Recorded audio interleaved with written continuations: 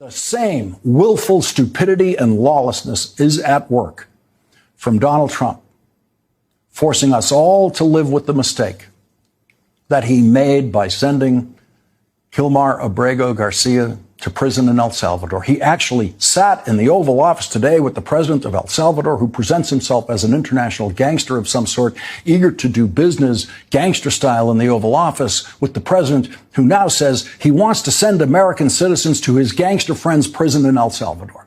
No one in the room complained about the visiting gangster president not wearing a necktie in the Oval Office the way a complaint was voiced in that room about the heroic wartime president of Ukraine, Vladimir Zelensky, not wearing a necktie in that room. Here is Donald Trump saying he wants to send American citizens to a prison in El Salvador, a place where he has sent at least one person by mistake.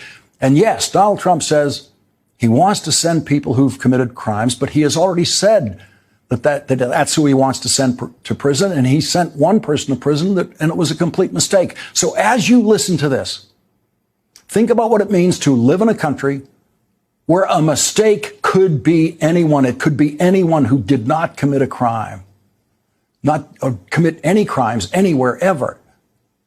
Someone just grabbed by masked federal agents of Donald Trump, as we have seen them do to other people on the street, thinking that couldn't happen to us.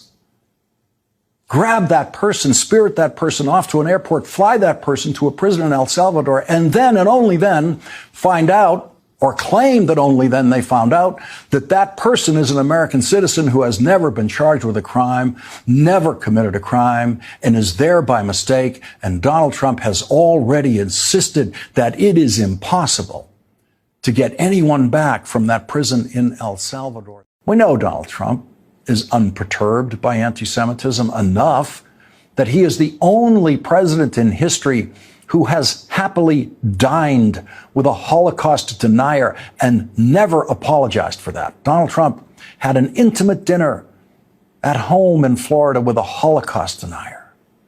And now Donald Trump wants to tell us and everyone else how to stop anti-Semitism. How about don't have dinner with Holocaust deniers? How about that?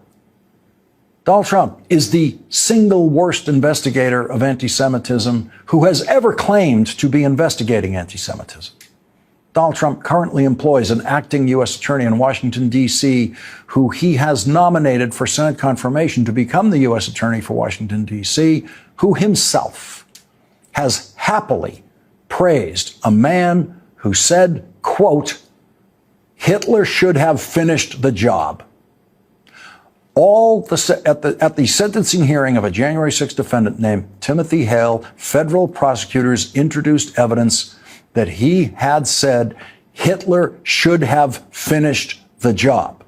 So we've got Harvard leading on their own after almost all the other Ivies were targeted, right? Now we've got the other institutions, the other higher education institutions in the country who know that Trump is coming for them, realizing that you can see it coming, and the way to do it is not to fight on your own, to be prepared and to get organized and to make sure you're not fighting alone. I mean, Fighting Authoritarianism 101 says don't fight alone. Whether you organize, along athletic conferences or academic rivalries or being a bunch of colleges along the same interstate, whatever organizing principle you choose, get together. Do not fight alone and be ready before they come for you. All right, one last note before we go. A guest on our show earlier tonight made a claim about the Defense Department ending its use of Elon Musk's Starlink internet service over concerns that Starlink information passed on Starlink can be viewed by the Russian government. That is an assertion that was made by our guest, but we should note we have not found any evidence that the Defense Department has stopped using Starlink over those types of security concerns. If we learn more, we will tell you more.